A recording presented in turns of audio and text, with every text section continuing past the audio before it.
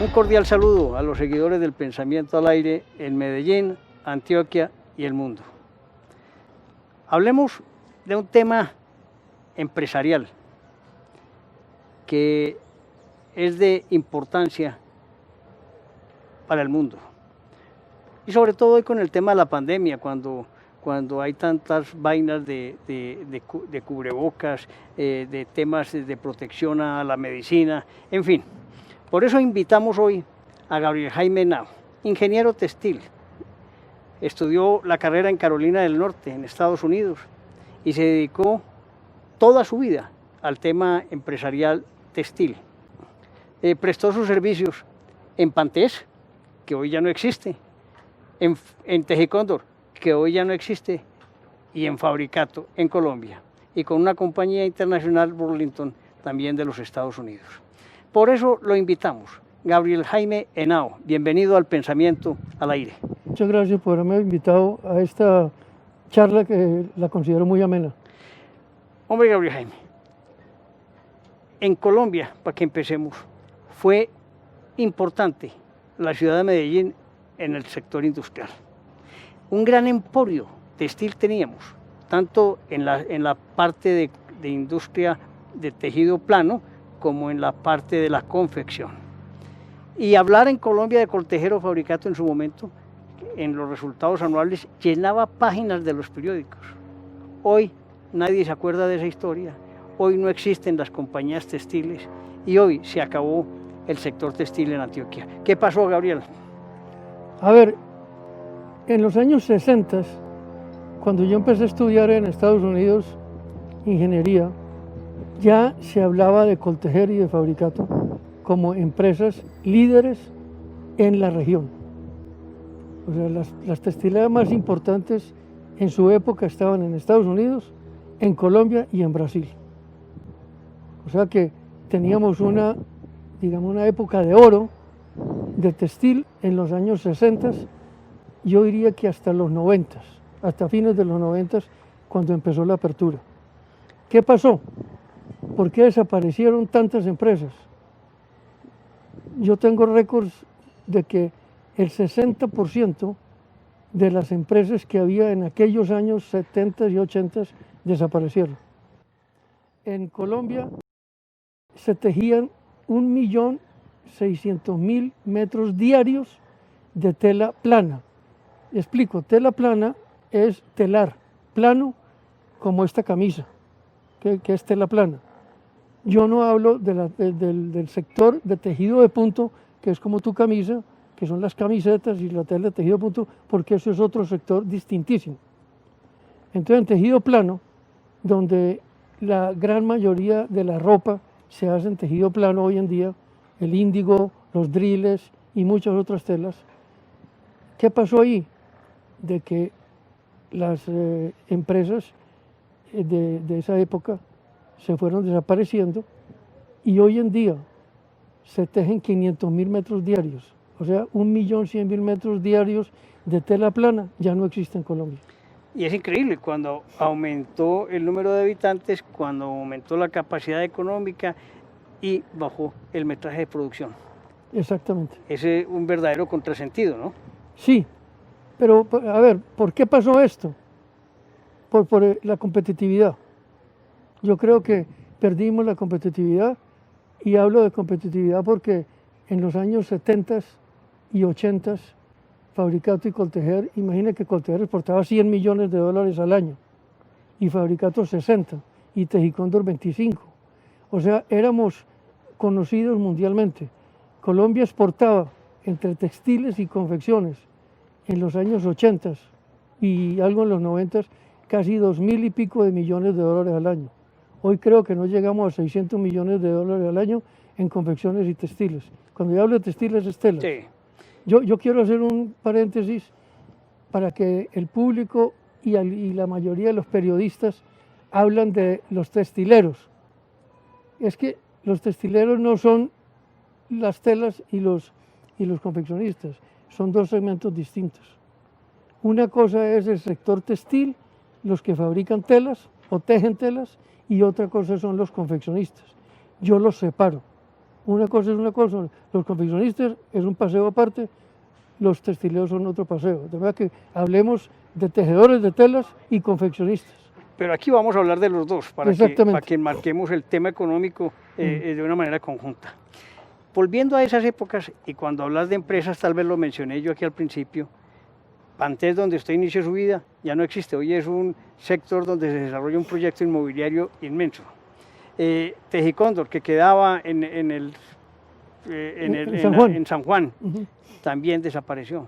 Coltejer está en su mínima expresión, son 1.700 cuando tuvo 17.000 trabajadores. Exactamente. Fabricato 9.000 trabajadores, hoy tiene, creo que no llega a los 1.000, a duras penas. Y así estuvo Vicuña, bueno, Fatelares sí existe, pero digamos que ese gran sector de empresas de tejido plano desapareció. Y por ende, el crecimiento que tenía el sector de confección hoy se ve afectado también. Exactamente.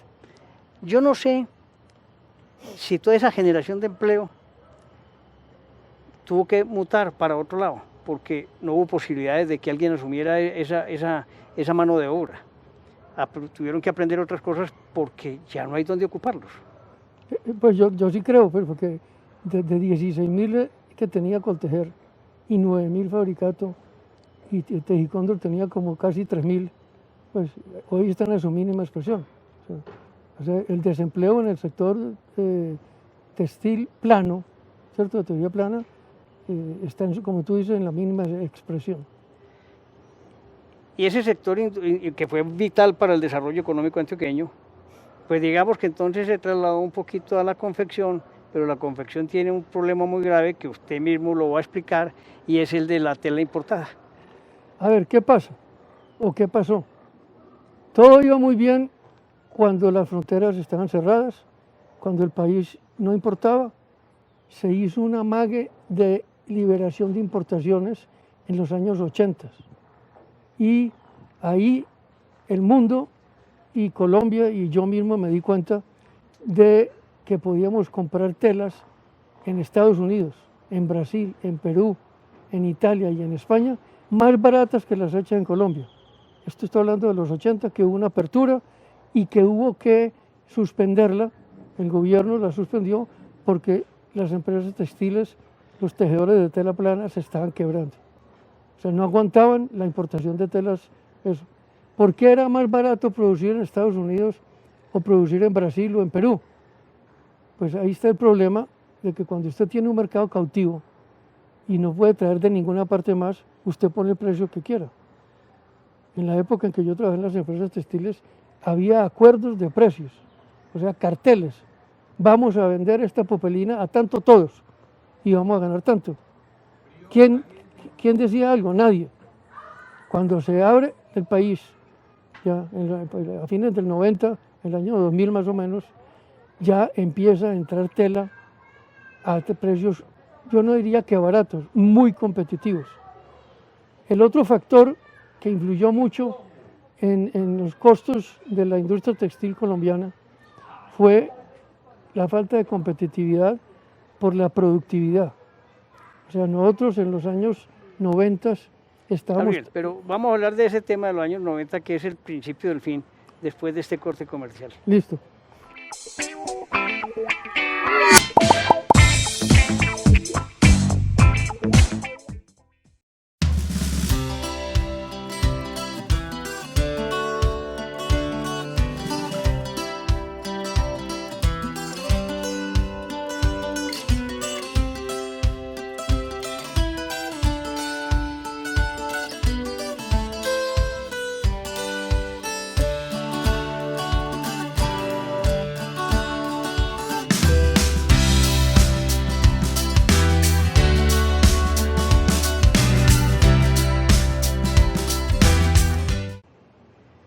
Gabriel Jaime, volviendo a esa época de los años 90, cuando iba a ver la apertura, pues digamos que hubo un periodo de tiempo para prepararse, pero desde que los textileros ¿se prepararon en qué? A ver, la apertura la anunciaron 10 años antes. O sea, todos sabíamos que iba a haber una apertura, que no había reversa. Reversa. Eso era un hecho porque el país crecía, la demanda crecía, la moda demandaba más novedades en las telas y yo creo que los textileros, los de tejido plano y tejido de punto, sobre todo los de plano, no se prepararon bien. Compraron telares nuevos, pero muy poquitos. O sea, la gran mayoría de los telares que había cuando la apertura empezó eran telares que caminaban o digamos que andaban a 400, 500 revoluciones por minuto. Y la mayoría de los telares de la época modernos trabajaban a 900 a 1000 revoluciones por minuto. Entonces la productividad nuestra era muy baja, por ende los costos eran muy altos. Aunaba un tema laboral y sindical que existía, gravísimo. Sí. Unas convenciones colectivas sí, costosas. Pero yo diría que no le podemos achacar el problema de la crisis a los sindicatos. Digamos que es parte, pero la parte fundamental de la falta de competitividad y productividad es de maquinaria vieja y obsoleta. Esas compañías crecieron con compañías viejas, con maquinaria vieja y se mantuvieron con maquinaria vieja. Sí, o sea, Fabricato y Coltejer y Tejicóndor se fundaron con telares que trajeron de Estados Unidos viejos. En el caso de Fabricato que yo trabajé ahí, Burlington Industries, con los que yo trabajé, eran socios de Pantex. Y Burlington tenía 50% de Pantex y el otro 50% era Fabricato. Y montaron la planta más espectacular de telas sintéticas, de poliéster, de viscosa, de acetato en la época. Era la mejor del país y una de las mejores de Latinoamérica, pero con telares viejos. O sea, eso duró muy bien hasta los 90, pero cuando los telares ya andaban mucho más rápido afuera que aquí, la falta de competitividad. ¿Y cómo será que Pantex tuvo que dejar de hacer todas esas telas sintéticas porque no era capaz de competir con el Oriente? Y en esa época, no hablemos que el Oriente acabó con nosotros. Estados Unidos hacía más barato que nosotros, Brasil más barato, Perú en parte más barato, Indonesia, Malasia. Los chinos vinieron después. Los chinos son de la mitad, de principios, digamos, del 2010 para acá, que la gente se enloqueció yendo a China. Bueno, Gabriel, haciendo remembranza, lo único que fue innovando los textileros colombianos, digamos, en tejido plano, fue cuando adquirieron los telares para producir índigo. El índigo sí fue importante, ¿no? Sí, estás tocando un tema muy importante, porque el índigo es la tela premium que hay en el mundo hoy en día. Pues la demanda de índigo es brutal, todo el mundo se viste de jeans, ¿cierto? Es una prenda, digamos, global. Entonces le voy a contar cómo es la historia del índigo en Colombia, que es triste. Es triste porque la primera empresa que tejió índigo, denim, en Sudamérica, en Latinoamérica, no hablo de Estados Unidos, hablo de México para abajo, fue Coltejer en los años 60. Montó la primera planta de índigo. O sea, Coltejer fue pionero de la fabricación de índigo en Colombia y en Latinoamérica. Y es muy triste decirlo, que ante la demanda espectacular, brutal de telas de índigo, Coltejer hoy en día no produce sino 3 o 4, yo diría que unos 2,5 o 3 millones de metros mensuales de índigos. No sé si estoy equivocado, puede que esté, pero y Fabricato empezó a fabricar índigo como 20 años después. Hombre, es increíble, porque es que... Y entre los dos, creo que llegan a 5 millones de metros mensuales. La demanda colombiana por índigo es de 15 millones de metros mensuales. Eso es la demanda colombiana. Entonces, que no se quejen de que se importa índigo. Pero ¿cómo no se van a quejar si la demanda es de 15 millones de metros mensuales y aquí no se producen sino 5? Hay que traer 10 millones de metros mensuales importados. Estos 10 millones de metros mensuales los cubren la mayoría del Oriente, India y otros países. Y lamentablemente nos quedamos atrás. Entonces yo creo que las directivas de Coltejer y de Fabricato en su época le debían de haber metido toda la inversión y toda la modernización al índigo. Era una visión un poco miope de todo lo que veían hacia el futuro, pero también vieron cómo después de los 90 el desarrollo era el índigo. Y apenas yo creo que Coltejer tiene aquí en Río Negro una planta dedicada al índigo, pero no es suficiente. Hubiera cambiado toda su estructura y hoy estaría cubriendo esos 10 millones o metros más que se requieren. No, es que si se hubieran dedicado a hacer solamente índigo, no estuvieran en la situación que están hoy en día. Porque es que el índigo da buena utilidad y como es una tela tan apetecida en el mundo. Mire, hay un caso de Turquía, que es el caso preciso. Nosotros representamos una fábrica de Turquía, mi empresa, que es tal vez la fábrica más grande en metros del mundo y dedicada a índigos premium. El índigo premium es el índigo de moda, el índigo con el que se puede hacer lavados y se puede hacer mucha moda, ¿cierto? Y que tiene mucha tecnología, mucha tecnología. Esta empresa, el dueño, un día le pregunté yo al dueño, le dije, hombre, ¿usted qué hacía antes de índigo? Yo era como un fabricante o un Coltejer. Yo hacía drills, yo hacía telas para sábanas, yo hacía telas para camisería, yo hacía telas para toallas, yo hacía telas para limpiones de cocina, yo hacía de todo. Y yo vi que ahí me iba a quebrar, me dijo el turco. Y a fines de los 80, en los años 90, me dediqué a hacer índigo, porque vi que esa era la tela del futuro. Hoy en día esa empresa produce 20 millones de metros mensuales. Mensuales. Cubre el mundo entero. Y los venden, los precios más altos de índigo en el mundo los tiene esa empresa. Y está copada. ¿Por qué? Porque hay tecnología, porque hay estudio. Ellos tienen un laboratorio, échele salsa de tomate, échele mostaza, échele aceite, ve a ver qué pasa y sacan los lavados más espectaculares del mundo y por eso es que es la mejor del mundo. Los italianos, los mejores del índigo, a los italianos le debemos que el índigo se puso de moda en el mundo en los años 70. En Italia lamentablemente quedan 3 fábricas muy buenas, extraordinarias, pero muy pequeñas, porque es que no aguanta a 18 euros la hora. Entonces hay 2 temas que a mí me parecen importantes lo que estás diciendo, Gabriel Jaime. El tema de la tecnología, la innovación y el tema del costo hora-hombre. Eso hace que afecte la competitividad, ¿cierto? Más el tema de aranceles y salidas de dinero y impuestos que se generan. Da tristeza y yo creo que la audiencia, muchos de los mayores que nos ven, añoran esas épocas de estas grandes textileras antioqueñas grandes que forjaron la industria nacional y que forjaron el desarrollo antioqueño. Pero hay que entender que el mundo cambia y que si uno no cambia, lo cambian. Exacto. Gabriel Jaime, tú con tu empresa internacional, ¿por qué cambiaste de estar en Pantés, Tejicóndor y Fabricato? ¿Qué preveíste del futuro? A ver, cuando yo trabajé en Burlington, en Nueva York, en los años 80, del 80 al 85,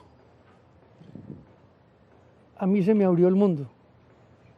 Claro que yo vi mundo cuando trabajé en Fabricato, yo era el director de exportaciones y exportábamos a Europa y a Estados Unidos pues, millones de metros, pero exportábamos tela cruda, no exportábamos tela terminada ni teñida. Entonces, crudo. Exacto, entonces yo vi, cuando estaba en Fabricato y en Tejicóndor, de que los alemanes, los franceses, no los italianos, quedaban los españoles y los italianos todavía, pero en Alemania, en Dinamarca, en Holanda y en Francia empezaron a desmontar las tejedurías. ¿Y qué hacían esa gente? No tejieron más y compraban el crudo para teñirlo en Europa. Los genios de acabados textiles, o sea, de coger una tela y darle color y darle la mano, la suavidad, son los europeos. Los mejores, los italianos del mundo. Dividieron el tema. Entonces ellos... Producción por un lado y la teñida por el otro. Importemos crudo. Entonces Colombia abastecía todas esas grandes empresas americanas y europeas en tela cruda. Nunca fuimos capaces de exportar tela terminada en colores, digamos teñida, porque no teníamos la maquinaria con tecnología y pues ya es muy complicado explicarle por qué, pero no éramos capaces de hacer 10.000 metros del mismo tono. Y hoy tampoco existe esa capacidad de No, porque ya no teñiduría. producen. Ya no produce nadie. El problema que hay hoy en día y por la cual las importaciones se dispararon en telas es porque Fabricato produce índigo y driles, ¿cierto? Que yo sepa pues. Coltejer produce índigo y driles. Ya no se produce en el país un solo metro de tela de camisería, de rayitas, de cuadritos, lo que llamamos preteñidos.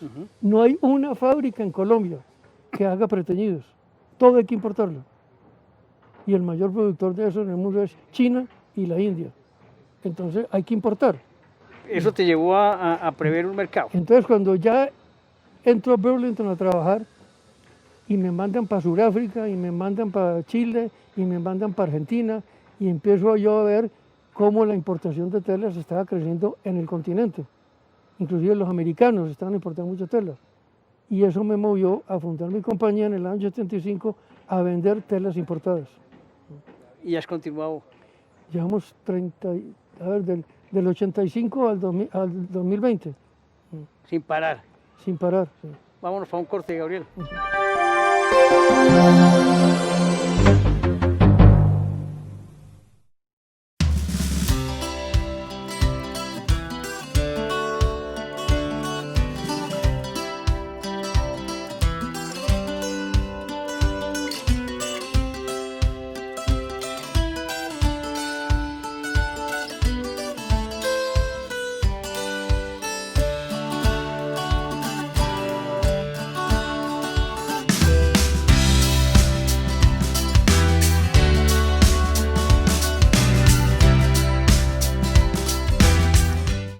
Gabriel Jaime, toda esta historia tan dramática que has contado, cómo también después de estar vinculado, abriste tu compañía, abriste al mundo a importar.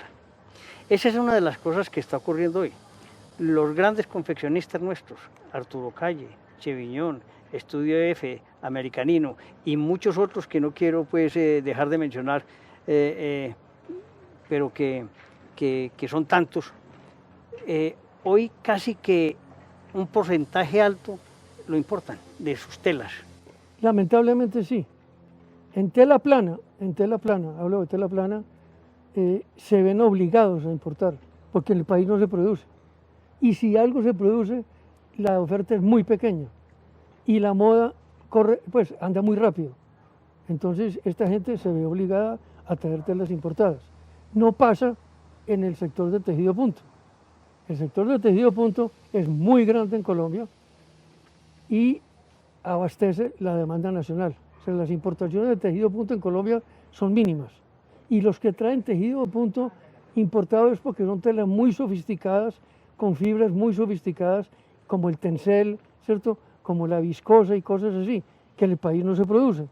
Pero la industria del tejido punto en Colombia es muy fuerte, muy grande y hay una falla en la industria de tejido punto en Colombia y es que la gente cree que Colombia es un país algodonero. Falso, nunca lo ha sido.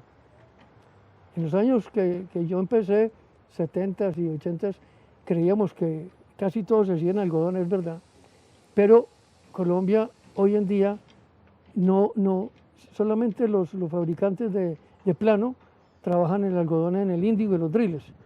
En el tejido de punto la mayoría es poliéster algodón. Las telas de tejido punto 100% algodón hay que traerlas de buena calidad de Perú y de la India. Ya que hablas del algodón, yo recuerdo que en Colombia existió, yo no sé si todavía existe, Diagonal, que sí, era la que compraba toda la producción de algodón para entregárselos a los textileros. Así es. Que fue muy importante también, pero todo se ha ido viniendo a menos, ¿no? No, mire, si no estoy mal, y que me corrijan pues si estoy mal, pero yo me acuerdo que en los 70s Colombia producía 250.000 toneladas de algodón, ¿cierto? Y exportábamos algodón, porque la industria se tragaba 100.000 toneladas, los otros iban para afuera. Y vendíamos algodón fibra para Europa y para Estados Unidos. Hoy la producción de algodón No, pues no tengo datos de hoy, pero lo último que oí eran 35.000 toneladas. Entonces hay que importar algodón, fibra. Imagínense un país algodonero donde el valle era lleno de algodón, el Huila, el Tolima eran llenos de algodón y parte de la costa, Cereté. Parte de la Ya costa. soya, No veía esos cultivos ya no hay rellenos. algodón. Ya no hay- Es increíble. Sí. Volvámonos al tema de la confección. Ustedes los confeccionistas ya tienen que Entonces, traer la tela. Ujú. Los costos posiblemente sean menores que producir aquí esa tela. Pero hay una diferencia y es que ellos producen moda permanentemente. Eso hace que el confeccionista de pronto se adecue más a las necesidades, ¿o no? No, es que hay un caso patético y lo digo con nombre propio. Todo el mundo conoce a Estudio F, ¿cierto? Es una empresa espectacular de ese señor que viste a la mujer de clase media, a las secretarias, con telas de moda, con estampados. Pues ese es uno de sus fuertes y yo creo que ese señor no consigue el 70% de las telas que usa, no las consigue en el país. Hay que traerlas importadas. Los chins, los chalices, los piqués, toda esa cosa, hay que traerla importada porque aquí no hay. La protección del Estado frente al tema de la importación y la exportación ha sido, yo veo que se quejan mucho, en Inesmoda se quejan, en las ferias se quejan del tema arancelario. Eso sigue siendo todavía un A obstáculo. ver, tocaste algo muy interesante ahí y que esperaba que me preguntaras eso porque hay una cosa. Hace el año pasado o el año antepasado, el gobierno le dio gusto a Coltejer y a Fabricato de poner un sobrearancel o un sobrecosto a las importaciones de índigos de cierto peso. ¿Cierto? El índigo de 13,5 y 14 onzas, que es el más demandado porque se usa para uniformes y se usa para laboral y se usa. Y Coltejer y Fabricato producen mucho de eso. Y entonces el gobierno les puso un sobrearancel a las importaciones de estos índigos. ¿Para qué si ellos no son capaces de entregar la demanda nacional? O sea, ¿para qué? O sea, venden lo de ustedes y dejen que los otros importen. Porque es que si usted le pone un sobrearancel al índigo, ¿cierto? ¿Qué está pasando? Que el contrabando de índigo creció otra vez, que se había disminuido, ya creció. Entonces el contrabando de índigo está otra vez en su furor, sobre todo en el de 13,5, 14 y 12,5 onzas. Entonces eso trae los aumentos de aranceles, contrabando. Y contrabando, usted sabe quién lo financia y cómo es la cosa. Sí, y entran contenedores y contenedores de contrabando en forma permanente. Entonces el beneficio no se obtuvo por ese lado. Antes salieron perjudicados por el tema del arancel. Ahora, yo soy partidario pues, y le pido a las grandes marcas y a las grandes cadenas colombianas de que dejen de importar ropa hecha, hasta donde puedan, ¿cierto? La industria de la confección colombiana es muy fuerte, es buenísima, la calidad de la confección colombiana es reconocida mundialmente. Que no tengamos los costos de China, ¿cierto? Es imposible. En China se paga a $1.15, $1.20 la hora, ¿cierto? En la parte de China que no está en la parte costera, sino digamos en las regiones muy apartadas, la mano de obra es 75 centavos, pero la mayoría de la producción se hace en la parte costera y nosotros tenemos una mano de obra que está cerca de los $2 la hora, pero es buena y la calidad es buena. La prueba está que Arturo Calle tiene en Pereira una fábrica, para mí la mejor fábrica de confección que hay en el hemisferio. O sea, sabemos coser, lo que necesitamos es telas. Entonces, importemos telas y paremos la importación de ropa hecha. Eso es un mensaje importante para el gobierno y Sí. para los mismos. No protejan más los textiles, digamos la importación de telas. Importemos toda la tela que podamos, pero hagamos crecer la industria de la confección. La industria de la confección es muy grande, emplea millones de personas, ¿cierto? Es la que puede crecer en este momento. Y ahora con la pandemia y con el virus y con todos estos líos y con China, pues yo me río porque la gente dice no compremos chino. Y yo soy uno de los que digo no compremos chino. Pero ¿cómo usted no va a comprar chino si aquí no tenemos? Entonces la manera de no comprar chino, ropa, porque lo demás yo no me meto porque no sé, pero ropa es dejar importar todas las telas y que todas las confeccionistas colombianas se agarren a hacer confección en grandes cantidades para bajar costos y confección colombiana con tela importada. Yo creo que cualquier confeccionista colombiano está contento de oír esto siempre y cuando el gobierno nos escuche. El tema es muy claro: promover la confección colombiana, no traer confección del extranjero, y así contribuimos a la generación de empleo masivo en Colombia. ¿Estamos de acuerdo? Estamos totalmente de acuerdo. Gabriel Jaime, vámonos para otro tema textil también. Del día. Del día. Este sí es, sí es del día. El tema de los tapabocas. Yo veo que se está volviendo moda, pero hay un aspecto fundamental en la salud con todas las vestimentas. ¿En cómo estamos nosotros en ese tema? A ver, esto empezó, digamos que en abril, cuando ya nos mandaron a encerrar el presidente Duque, que lo apoyo 100%, el confinamiento, eso tenía que ser así, no había de otra. Entonces se empezó ya a hablar de tapabocas y se empezó a hablar de todas estas cuestiones quirúrgicas, las batas para los médicos, los guantes, toda esa cosa. Todo iba muy bien, pero como siempre, la gente inescrupulosa, tanto colombiana como china, empezaron a traer millones de tapabocas que no servían para nada.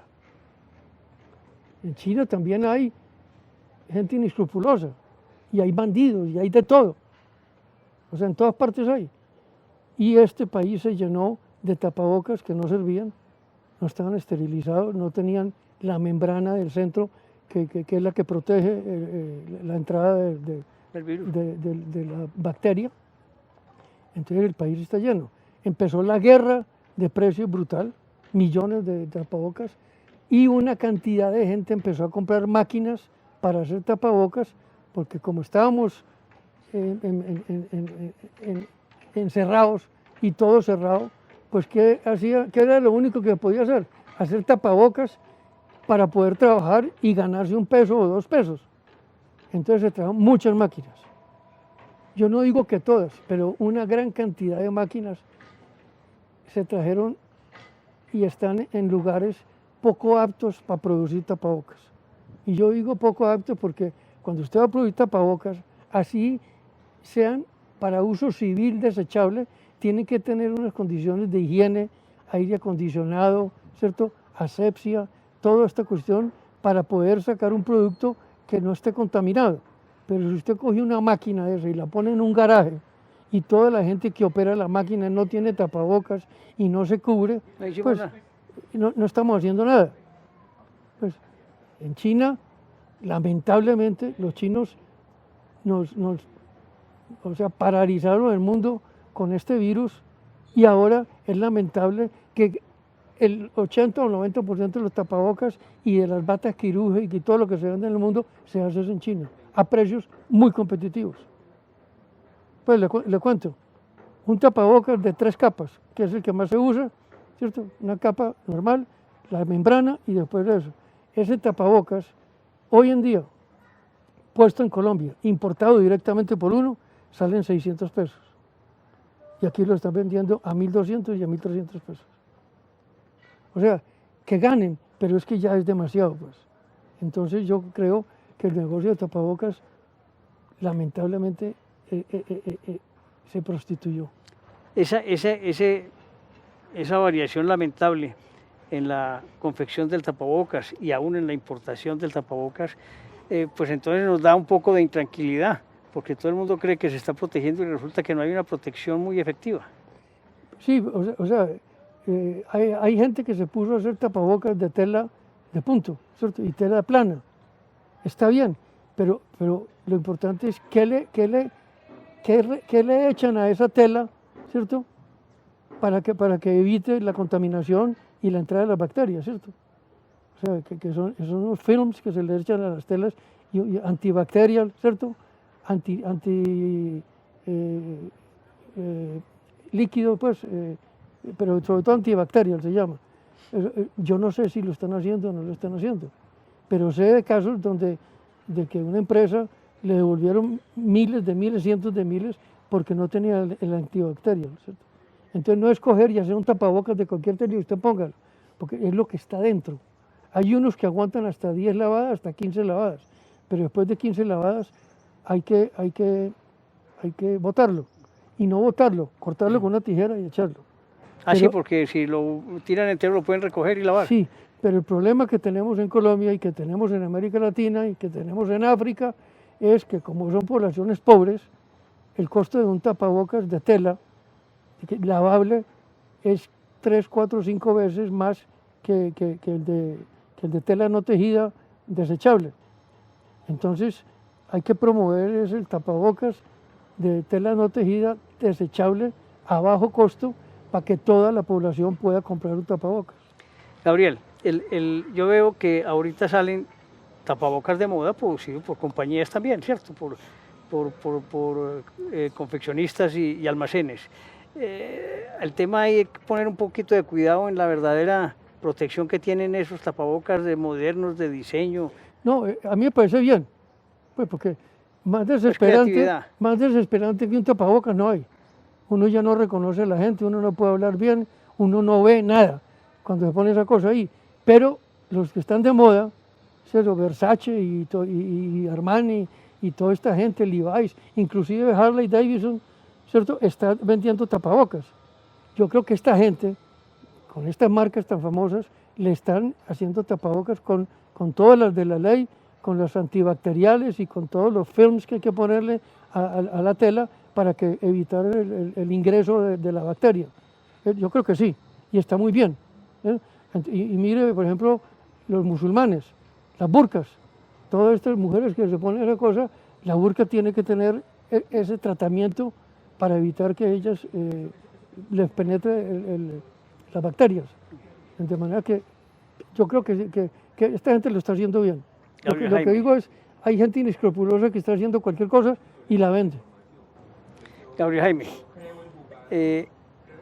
conversar pues ha sido muy agradable, pero tiene tiempo. El tiempo. Si yo te pregunto a ti, hombre, ¿será posible una recuperación histórica de lo que fue el sector textil? ¿O ya nos tenemos que acomodar a las nuevas circunstancias de confección, fundamentalmente con la protección que pides al Estado? A ver, a nosotros se nos pasó la hora ya. O sea, Colombia ya, yo no creo. Pues yo llevo 50 años en textiles y no creo que no podamos volver a ser importantes en la parte de textil y confección en el mundo. Lo que sí creo es que los confeccionistas de Colombia pueden escoger nichos de mercado. Nosotros no somos muy grandes. O sea, el único grande que hay en Colombia, que lo admiro, es CI Jeans, que tiene una planta para hacer, creo que 35.000 blue jeans diarios o algo así, y eso sí es de tamaño pues importante en el mundo. De resto no hay nadie más grande. Entonces que nos dediquemos a buscar nichos en el exterior para venderle a los estratos 5 y 6 de afuera. Ahí somos competitivos. Nosotros somos capaces de vender ropa de alto costo a los países donde se vende un jean por $300. Ese es el método. Pero ir a competir con los que venden jeans a $30 al público no podemos. Muy bien. Gabriel Jaime, el Pensamiento al Aire te agradece este conversatorio tan agradable, con tanta historia, pero con tanta proyección. Mil gracias por la invitación y espero volverte a ver. Claro que sí.